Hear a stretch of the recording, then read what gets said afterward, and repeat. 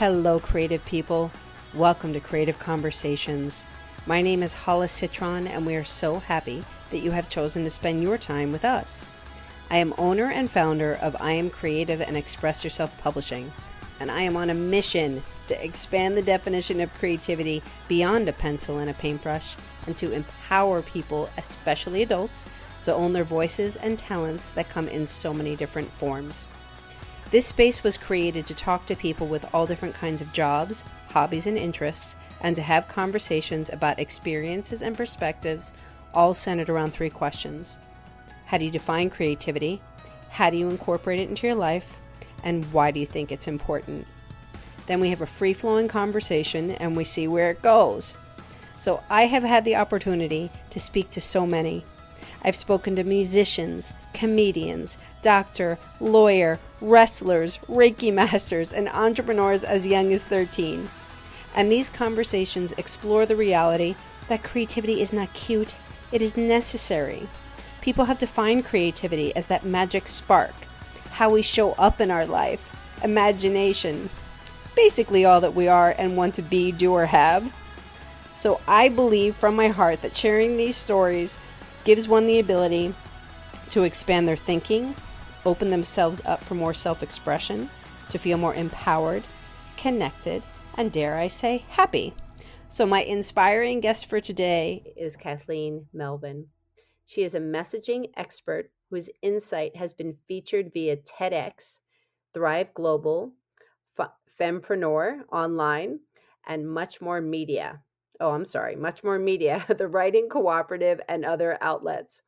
With the degree in theater performance and over a decade as an actor, director, writer, editor, and educator, Cathlyn draws on her diverse experiences to help mission-driven experts design and deliver their world-changing messages through TEDx coaching and done-for-you copywriting services. Sorry, I don't have my glasses on. So, Cathlyn, welcome to the space. Hi. Hello, how are you? I'm doing well. It took me a second to hit all the right buttons, but I'm here. You made it. Yay. I know it is kind of like going through an obstacle course to get in here, but I'm really glad that you made it. Yeah, I'm excited to be here. Yeah, so lesson learned on my end. I need to wear my glasses when I'm reading this. So my apologies for like a little blubbering there, but so happy that you're here. And before we dive in, can you tell us a little bit more about yourself before we dive into the nitty-gritty? Yeah, so one of the reasons that I'm super excited to chat with you and your community today is that my whole life has sort of been an experiment in creativity. I was a theater kid. I ended up going to college for theater, and that was my first career. I spent a little over a decade working as an actor and director and a teaching artist before I ever made the transition to what I'm doing now, which is coaching TEDx speakers and copywriting for websites and email sequences and sales pages and that sort of thing. It's such an interesting, this is going to be so much fun because it's such an interesting journey. And one might think, well, those are totally different, but there are ways that it merges together. And I'm sure there are so many similarities, and it's going to be great to hear how this all builds up on itself. So, are you ready for your would you rather question before we dive in? I am. Okay, I'm so ready. so ready. So, drum roll. Would you rather live on a sailboat or in an RV? Ooh, I would rather live in an RV. That was very simple. Yes, that is an easy choice for me. I love water, and the idea of living on a sailboat is really enticing, but practically, I know that I would get cabin fever and I would be anxious about being out on open water. So I would rather live in an RV and get to travel around and see different beautiful things and keep a happy cat with me that I can take out to go exploring and things like that. Yes, I love that. Could you imagine the cat being on the boat? I had a book as a kid that was, that featured a cat who lived on a houseboat. Mhm. But I don't know that most cats would be super excited to be surrounded by waves. That learning curve could suck. Yeah. Right. Okay, so yes, I am with you definitely on the RV. Okay, so first official question is, how do you define creativity? So for me, I think that creativity is a practice. Creativity is something that you can strengthen. I My first business that I was with for about 8 years, we were still are, the company still exists. I just don't run it anymore. Um an arts education company. And what we really focused on was what we called strengthening creativity and bravery muscles. And while creativity is obviously not a physical muscle in our bodies, I really do think that it needs to be exercised. You need to continually work on it to get comfortable and get strong. But I think that we all have that seed of creativity within us, that if we take those small steps, we can build up to doing big creative things in whatever direction our hearts lead us to. I like that you just described it as a muscle Mhm. and that it really does need to be worked and it needs to be strengthened. This arts education space, so you started this space? Yeah, so I was working as an actor and had a day job, a survival job in a corporate office, and another actor who we both did a lot of children's theater and educational work. She had approached me and said, "Hey, I have this idea for a business." And so the two of us founded Compass Creative Dramatics in 2012. And it just celebrated its 10th anniversary this year. Wow. So Yeah. was that your passion job? I like how you said you had a survival job in an office. So when you started this, did this become your full-time gig or you still had your survival job on the side? I kept my survival job for 2 years. So I was working at Groupon. I was writing emails for them. And when it got to the point that Compass Creative Dramatics needed me to be able to be more flexible and more full time. Fortunately, we were also at a point where we could like eke by and pay us some salary at that point. And so I quit working for Groupon. So since between 2014 and 2019, Compass was my main gig. Mhm. Wow. Yay. Yeah, it was Congratulations really on that. You did fantastic. it. We Yes. did, yeah. And it survived COVID, it's still going, so that's a big celebration. That's wonderful. That's a huge celebration because so much it just needs to be out there in the world to create these spaces for people. Yeah. Mhm. So, okay, so in your journey, so give us maybe a deeper dive into your journey wherever you want to start with it. Mhm. Of your your of who you are. Yeah, so from looking through the lens of creativity and imagination and exploration, I was one of those kids who was always writing things. I Mhm. had books and notebooks full of stories, and very early on, I was writing creative nonfiction before I knew what that was. Mhm. Mhm. And I took that with me. I've always identified as a writer, and then sort of built my theater work and identity as an actor on top of that simultaneously. And so I had these two avenues that were really fulfilling for me. Obviously, for my career, I went in the acting direction, at least at first. And they were sort of protective elements of my life. They were both my safe spaces. I'm very introverted. I tell people I have a special combo platter of introverted, shy, and socially anxious. Mm. And so, A combo platter. I yes. love it. So writing for me could be like a bit of a retreat. Um, and then the theater part of it was where I really built my community. And so I had both sides. I had the support of a community that I had created through my creative endeavors. And then I also had my really like introversion friendly space where I could go and open up a notebook and write things. And that really took me all the way through into my adulthood. And an experience that I had.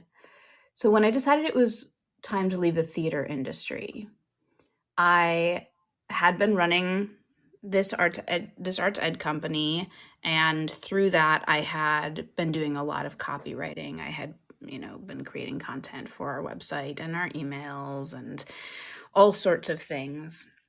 And so I had started to sort of accrue some side projects where other people in my network were like, oh, that you do this for Compass, you could do this for me, or you could do this for my friend's business or whatever. And so I had sort of like side hustle without the hustle of a copywriting business. And so it would have really made sense to leave the theater industry and say, you know what, I'm gonna deep dive into copywriting.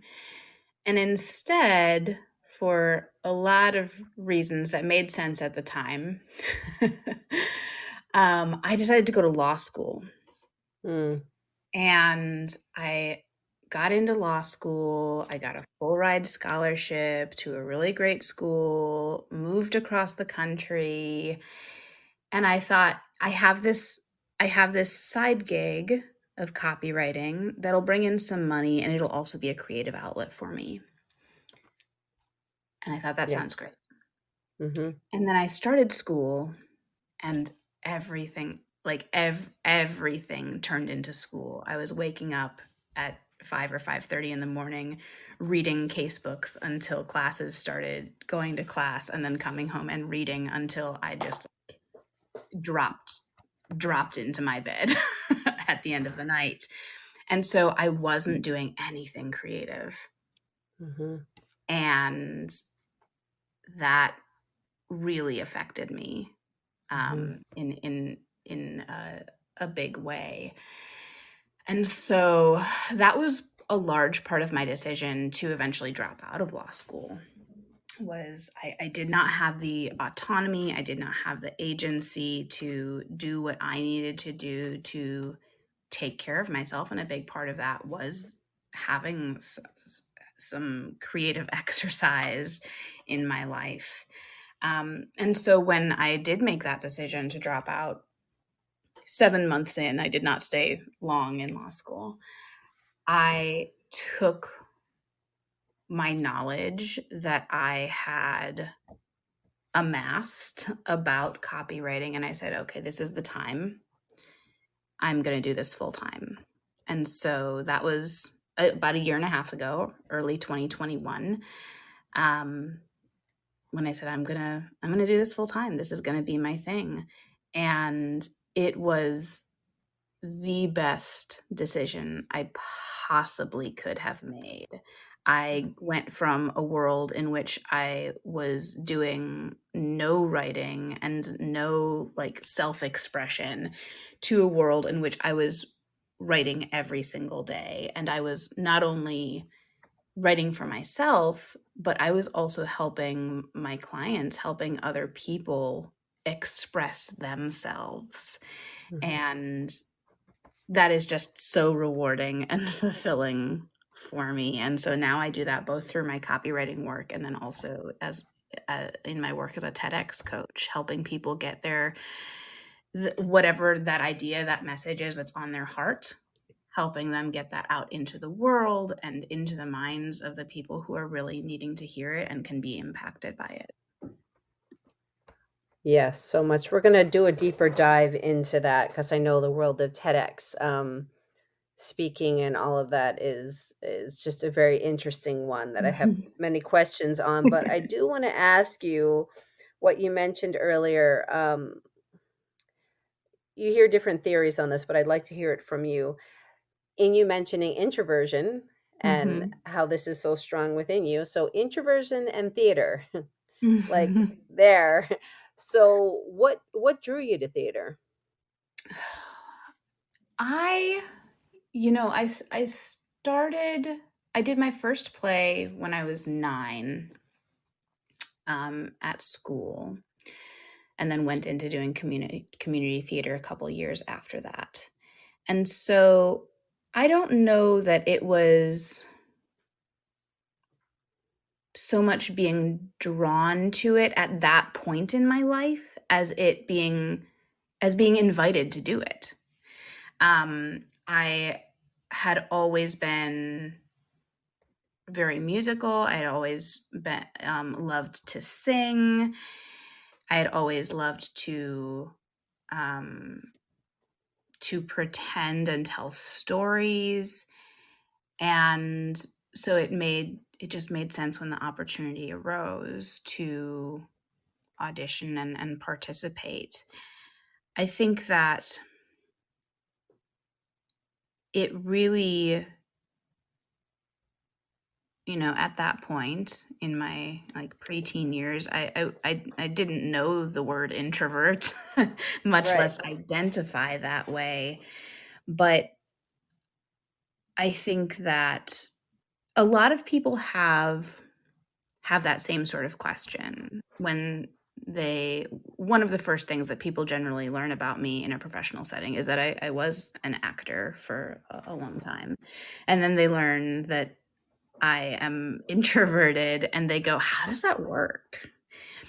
But theater actually attracts a lot of introverts. A lot Yeah. of actors identify as introverts.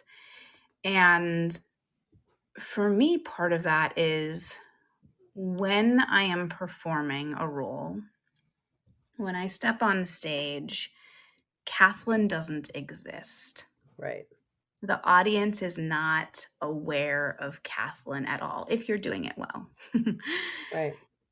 And so it is ultimate freedom to step into someone else's life, to wear their clothes, to say their words, to share their ideas, to inhabit their motivations. And that is it's just so freeing Yeah. as someone who, in my normal life, if I step into a room, my brain is spinning with like, what is appropriate? How do I react? Where do I look? What do I say? Can I start a conversation? If someone speaks to me, how should I be responding? Was that weird? They're gonna remember I was super weird. And on stage, you don't have any of that. Like, people, you are literally told what to say. You are given clothes to wear. All of those like scary social variables are Right. sort of swept away, and you can just live. You can just live. Yeah. Yeah. Yeah. Wow. Okay. So, yeah, I just wanted to hear from your perspective what that all meant. And Yeah. yeah, there's a whole conversation that can be had on Right. just that because then it's like getting onto the stage and do you Mm-hmm. remember your lines and all of that kind of stuff. But this is the beauty of the scaffolding part because here you had all of this training and then this delivering the world changing messages through TEDx. Mm-hmm. Tell us about, please, your TEDx talk and how that process, how it feels, how it felt to be Yeah. up there. When I was going through this process of deciding whether I was going to stay in law school or drop out, it was it was a hard decision to make. I felt a lot of shame about not finishing what I started, about being a quitter, about being a dropout. I was worried. I had this like tremendously supportive community who all felt like, wow, law school seems like such a great fit for Cathlyn. You're totally in the right place. And I thought they would be disappointed. I thought they would maybe feel like I hadn't appreciated all of that support because I was letting this thing go.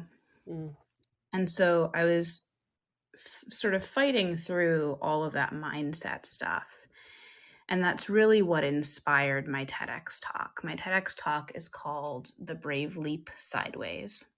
mhm, And it's based on this idea that a lot of us grew up being fed the notion that when you start something, the most important thing is to finish it. yeah. And I think that as we've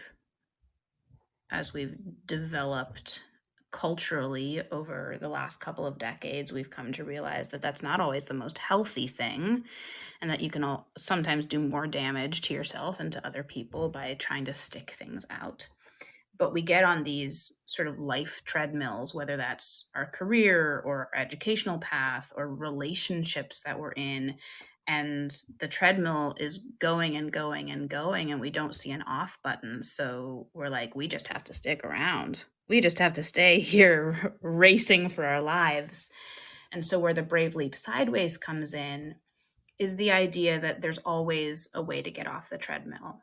If you take a very scary, very brave leap over the handrail, you can land safely on the ground, the Mm, solid ground next to that crazy treadmill. And from there, you can take a breath and you can look around and you can decide what the next right path is for you. mm, And so that's really where the TEDx talk came from. And then as I was getting my community ready for the talk to go online, doing like a grassroots spread it around kind of effort, other people in my business network started saying, "Wait a minute, you have all this experience as an actor, as a director, as a writer, as an editor. mhm. I was a competitive speaker in high school. That was my sport Yes. of choice. I competed all the way up to the national level in a bunch of different categories. And so people were looking at all of that and saying, well, I want a TEDx talk. And I think Yeah. you're the person to coach me when I get my TEDx talk. And so it was really that community, like reaching out and saying, this would be good for you, that made me add that service on. And it has been so good. I love the work I'm doing. One of my clients, she has her talk in 3 weeks. And Wow. I had a session with her earlier this morning, and we're both so excited. She showed me her outfit today that she's picked out for her TEDx talk. But it's so rewarding to go through that whole process with people of starting out and being like, they come to me in a space where they're like, I have a general idea of what I sort of kind of want to talk about, these ideas that are important to me. And so we start from the very beginning of honing that idea into what Ted calls the idea worth spreading, and then moving all the way through applications and drafting the talk and getting it finalized and memorizing it and getting it up on their feet. And the whole process is such a beautiful experience. I'm loving doing that work. So, what even inspired you to do a TED Talk in the first place? So having a TED Talk has been on my goals list for a very long time Mm-hmm. since those talks started coming out online in like 2007, 2008, 2009. Okay. And at the time, obviously, I was focused on theater. I didn't know what my message was going to be, but I was like, this feels so much like a specific category that I competed in high school, which is called oratory. And it just felt like so comfortable Mm-hmm. watching people give their TEDx talks. So I knew that that's something I wanted to do. And then when I went through this experience years and years later of dropping out of law school, I was like, oh, this is a message that people need to hear. This is my TEDx talk. And now I intend to give at least one more. I have a couple of ideas that that I would like to apply with, but at the time, that was just like a goal that had been on my list for such a long time, and it coming up with this idea, just everything fell into place. So, I mean, yeah, everything just, again, saying it again, it builds on itself and it led you here. I'm curious from your perspective.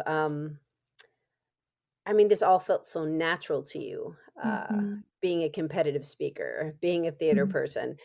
Is a TEDx, being on the TEDx stage, is it for a certain person? Is it for that person that you would say is a theater person? I mean, obviously you can't get up there and just be like, "Ba, ba, ba, ba, ba," and just babble your way through.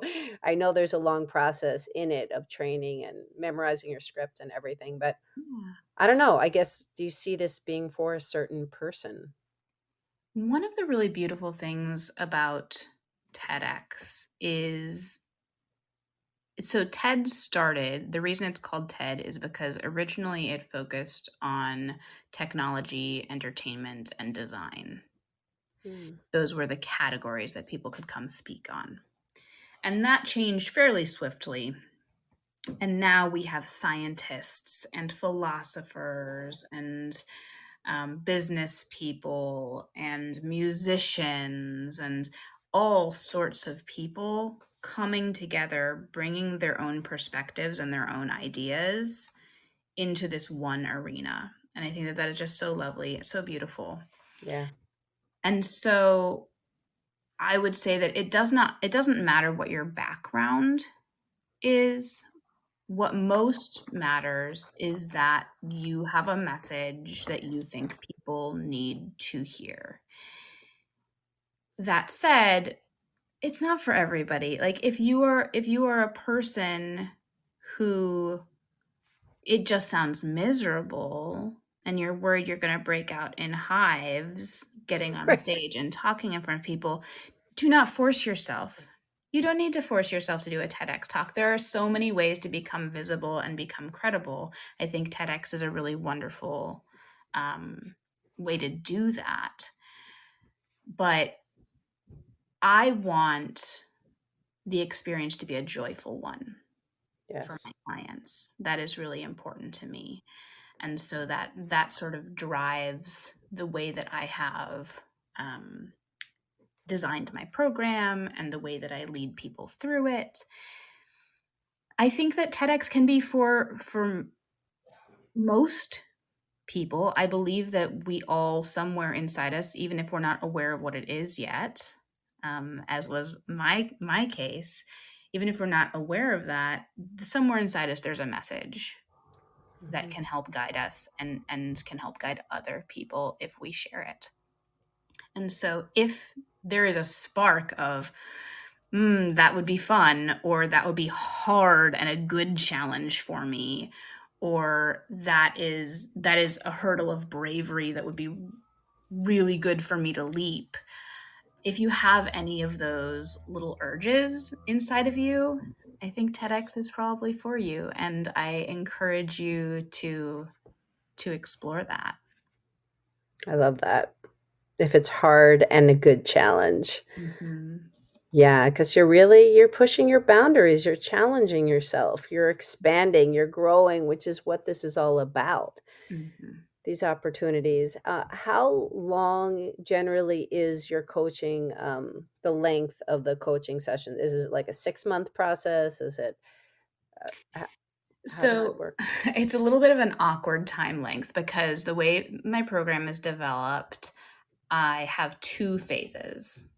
So the first phase that we go through is getting your idea down, working on applications, and that is a 6-week process. And then we kind of transition once you've got applications out, we transition into looking really at the content of your talk and taking you all the way up to the performance, and that's a 12-week.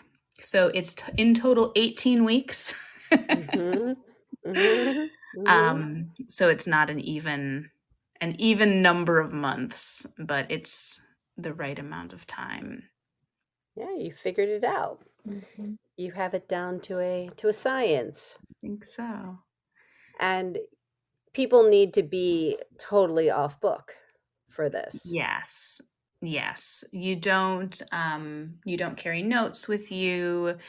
Every once in a while you'll see at the, like, big TED as opposed to TEDx, but the, like, Big Brother organization, um, you'll see someone who reads from a laptop or something like that, but at those big TED conferences, it's also people like Shonda Rhimes and Bill Clinton and Bill Gates who are giving those talks, so they make some different allowances.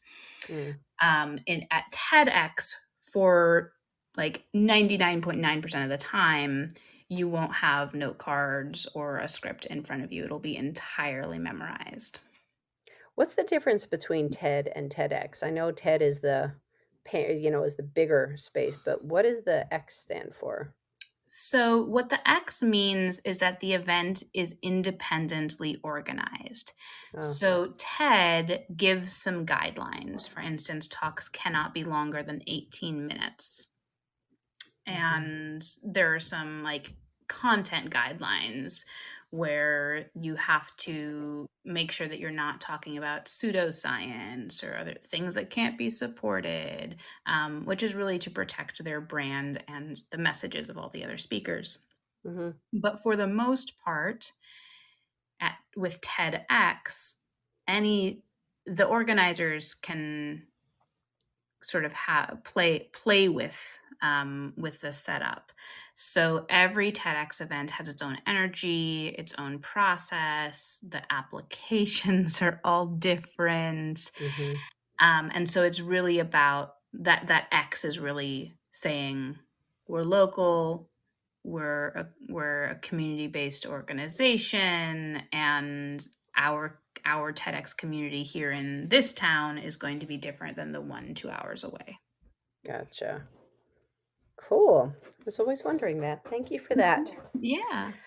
Okay, so let's get to know you a little bit more, and some of the things we know generally what you do, but just curious how you incorporate more creativity into your own life.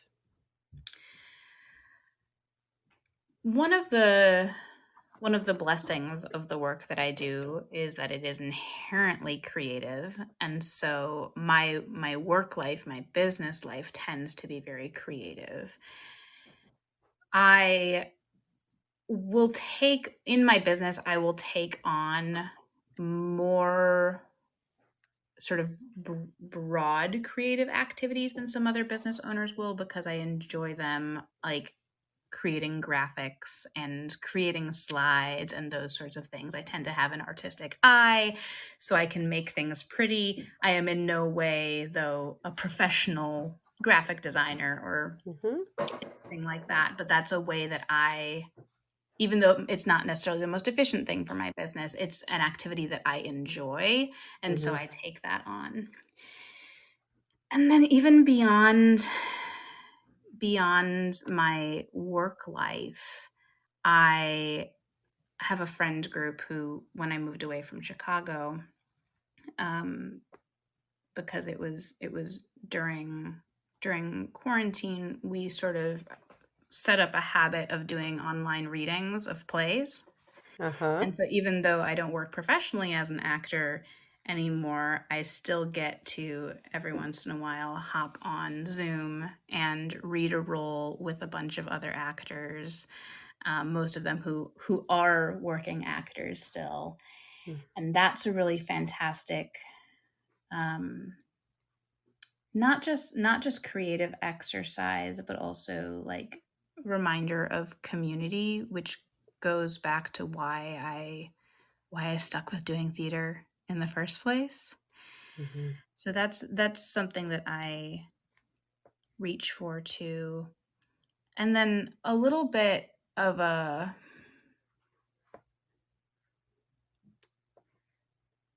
I guess I was gonna say it's maybe a reach to say, but like I walk almost every day.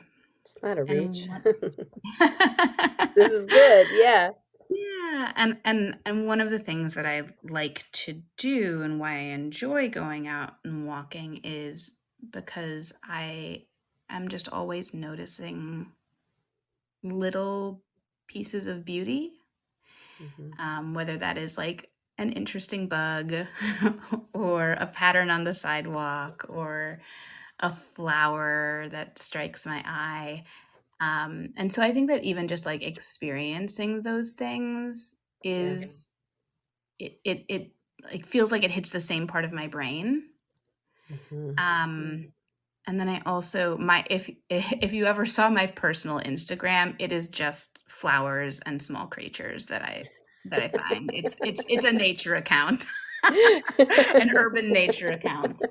Um, because I love taking those photos too. So So there's photography. yeah, there's so many ways that creativity touches my life, and that's one of the reasons that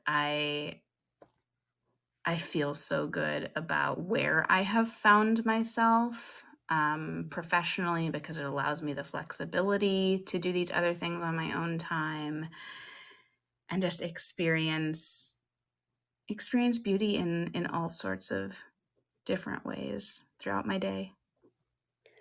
I love asking people this question because often at first people get kind of like um, uh, s- put within the structure of what they do, you know? So Yep. it's kind of like, okay, well, which is so important. And I want people to hear this, which is why I started my company, is this whole expansion of the word creativity and for everybody to Mhm. see themselves in it. So, in whatever it is that thing that you do for your job, let's say, you're creating all the time. Like Mhm. you are a creative being, whether it's your communication skills, your whatever you just right now, I guess my brain is just kind of like flooding in right now. I just want to focus on what you said, like the slides and graphics. It's something that you Mhm. enjoy. It's something you see that you're good at. So even though somebody might be like, well, that's not worthy of you're not charging enough Mhm. or da, da, da. It's like, well, I enjoy that. And I can represent well in that space and it helps my client and all of this. So that's Mhm. amazing. And then you talked about these things that you're doing for yourself to nurture yourself. And you have this self awareness where for yourself you're getting on, you're reading these roles. It's a happy space for you. It doesn't mean that you have Mhm. to do it for a living anymore, but it's Mhm. something that brings you joy, which I think is important for people to hear. It's doing these things that bring you, underline you a million times, joy. Whether Yeah, you're it's good so at it or personal, not, right? you don't have to be great at it. Not saying that Mhm. you're not good at reading the roles, but whatever it is, you don't have to be this stellar person where it's like, well, if I'm not good at it, then why do it? Right. I'm not a trained photographer, a trained cell phone photographer, but I regularly post pictures that I think are beautiful and that seem to bring other people joy. And so yeah, absolutely. I think that it's just so personal about like what you have to pay attention to how your body and your brain are reacting. to what you do?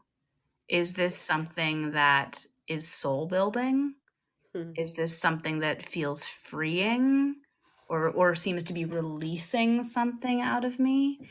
And if so, keep following that. Keep doing that thing. It's good for Yes. you. It is. If it feels good, if it feels good, it's good for you. Using your power for good, everybody. But it's intriguing. It's just this awareness. I really believe in this nurturing of awareness because for so many years, so many of us, I can speak for myself, there is a sense of, you get stuck in adulting, adults.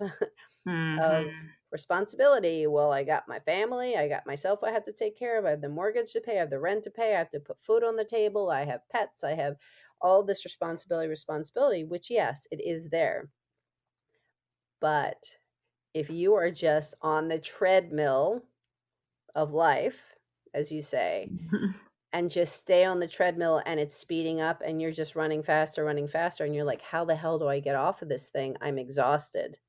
Mhm. I'm not actually seeing what's around me. I'm not seeing my community around me. I'm really pissed off all the time. And why is that? Yeah. Because you're not taking time for yourself. Yeah, whether you're angry or just, like, sad or your energy feels off, like, those are all, I think, signs that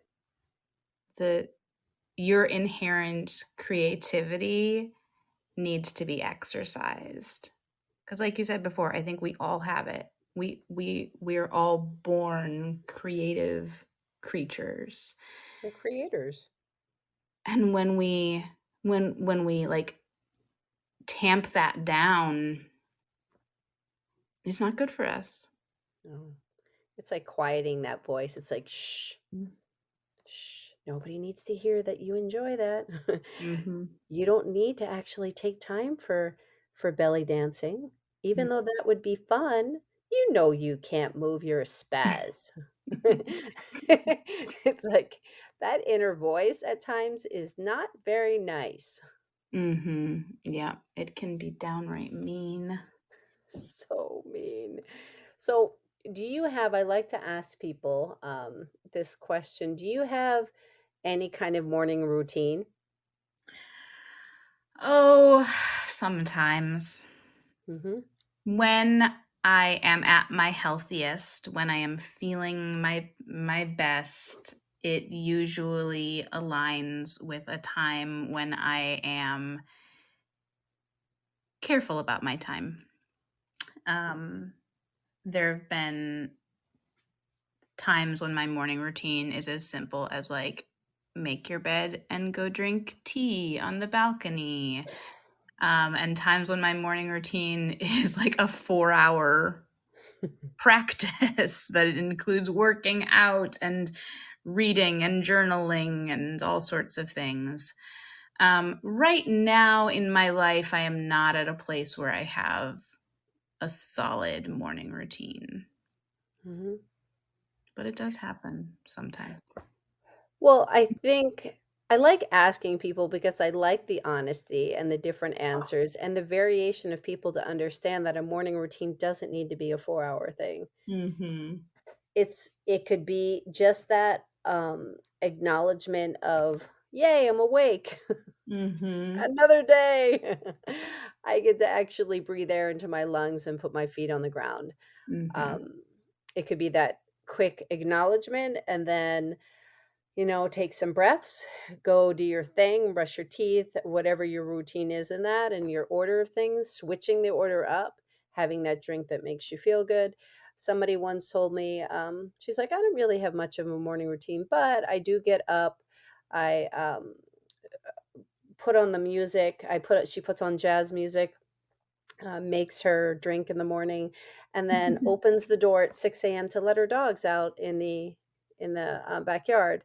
And as the music's playing and she's drinking her drink, she's just kind of taking in the scene. It's Mhm. which is like an upright meditation. Mhm. Yeah. Yep, that's a routine. So I think it's nice for people to see a variety. I think it can often be an overwhelming thing where people are like, "Well, I don't think I do well enough at that, and maybe I should. That's where all the shoulds come in. I Mhm. should do that and sit down and do this and do that, when it really is creating a space for something that feels nurturing to you. Yeah.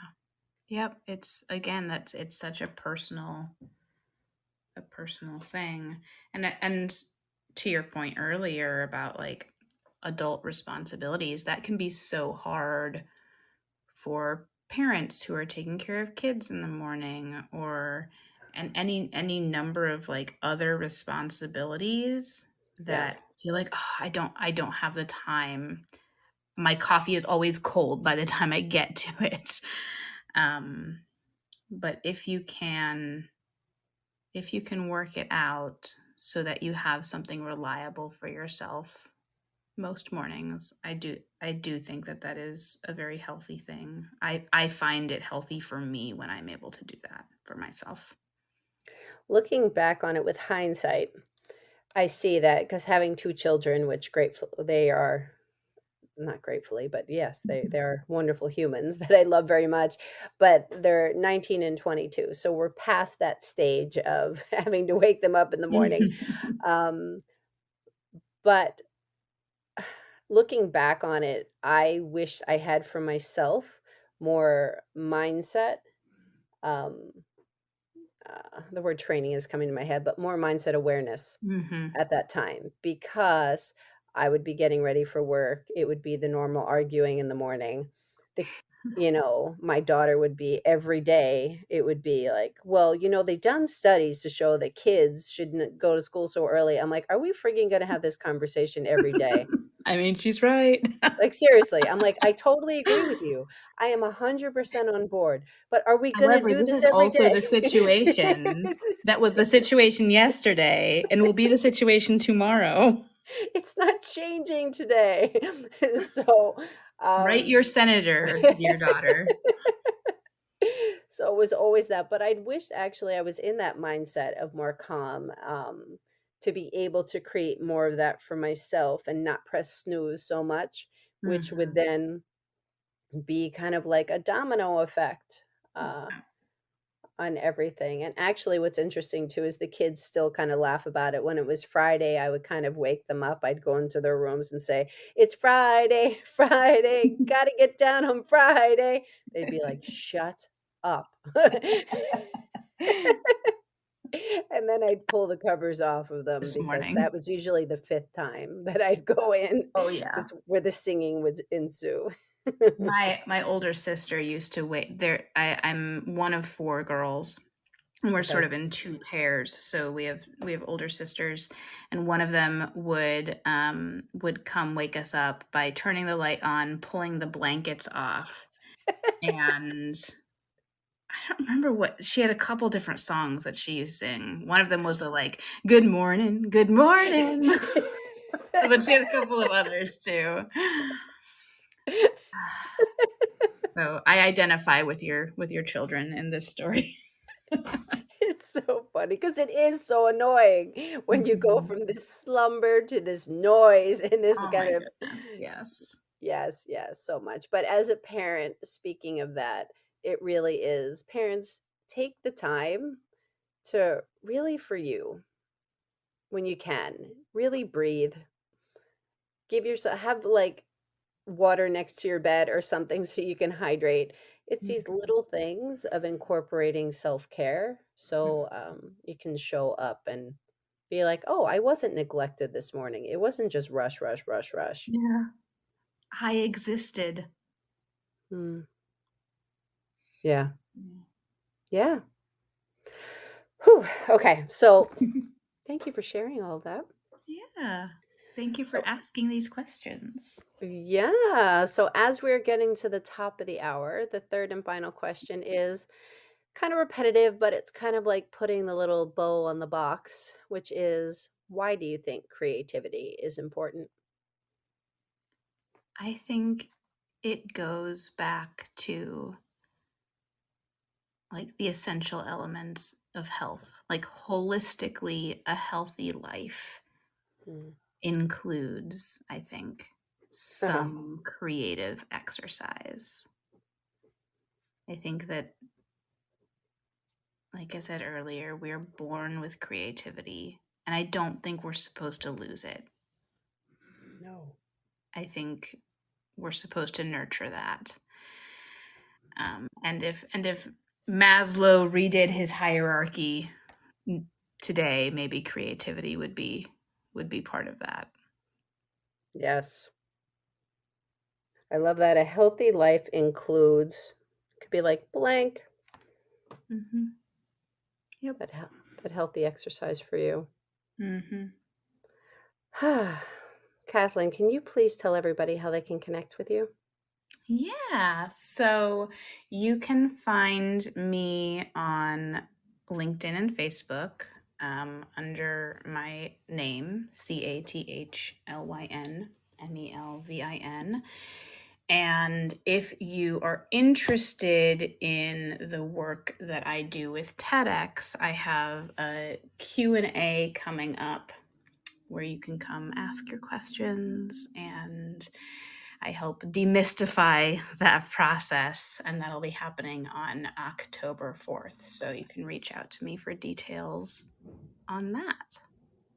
Our TEDx talks basically, they go on obviously throughout the whole year, Mm-hmm. and they just kind of vary since they're in different spaces all the time. There's no rhyme or reason as to when they are, right? Well, on an individual level, there usually is. So a certain TEDx event might always happen on, the second Saturday of November or something like that. Okay. But overall, there are over 3,500 TEDx events across the globe every year. And there's an event happening somewhere every day. Mm-hmm. Mm-hmm. Okay. Good to know. Yeah. So, before we say our goodbyes, is there anything else that you feel like you need to share that you didn't say or you just want to reinforce? I just think that this idea of thinking of your creativity as a muscle, in the same way that if you haven't worked out for 3 years physically, it might be scary to walk into the gym and pick up some weights, or walk into the gym and get on the elliptical machine. But if you go and you do it for 10 minutes, the next week it's going to be easier to increase to 15 or 20 and build it up in that way.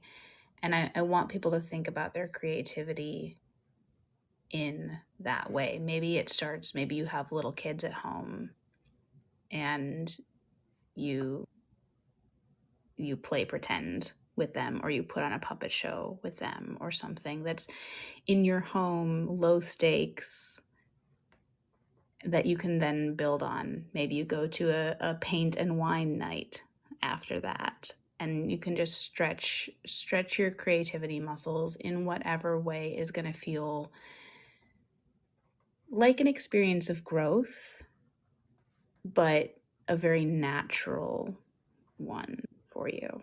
So find those avenues and explore them. I love that. That is a beautiful way to wrap it up. Thank you. Thank you. Cathlyn, thank you so much for taking this hour to hang out and chat. Thank you for having me. This was so lovely. Yeah, I really appreciate you. And those joining us live, thank you very much for being here. Those catching the replay, we know that you could be doing anything with your time, and we so appreciate you hanging out and being with us. This space is all about inspiring each other, about connection, and about sharing stories. I believe we've always needed this, but I think we need it now more than ever. So please like, follow, share, give a review, all that good stuff, so it can just reach more people, so we can spread the word and bring people more joy and happiness. So wherever you're listening in the world, I wish you a good morning, a good afternoon, and a good evening, and look forward to connecting soon. So goodbye, everybody. Feeling inspired? Let's just get rid of this, throw away this whole perfectionism thing, this whole concept that we have to know how to do everything. You know what? You don't. Let's just do things and try things and realize what we like and what we don't like. It's all part of the process. This self-awareness feels so good. You feel more connection to yourself, connection to others, and be a happier, more joyful person. Just imagine that. So you are where you are in the process. So you can dip your toe in the water to try new things at a slower pace, or you can dive right in. Here at I Am Creative and Express Yourself Publishing, we meet you where you are. So there are so many ways to check us out. Explore our experiential kits. They have everything in them that you need to try new things. You don't have to buy anything else but this kit, and just explore. There's Creative Shui, which is 7 elements to joy and happiness. Through the publishing house, Express Yourself Publishing, multi-author books, coffee books, solo book opportunities. It is all about expression, all about it. And it's, again, just trying these things and realizing what you're good at. Don't all of a sudden think that you only fit into one box, because we don't. We are not made for boxes. There is also my TV show, I Am Creative. Check it out. The links are all in the body of this podcast. You can just click the link. And you know what? Don't say, oh, maybe I'll check it out tomorrow. Life's too short. Just click it. See what it's about.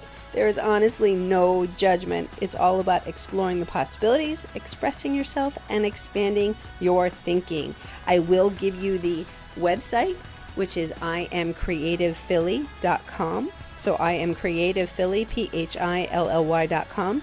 And just remember that you are an expressive being, so own it. I am looking forward to hearing your story, because we all have one.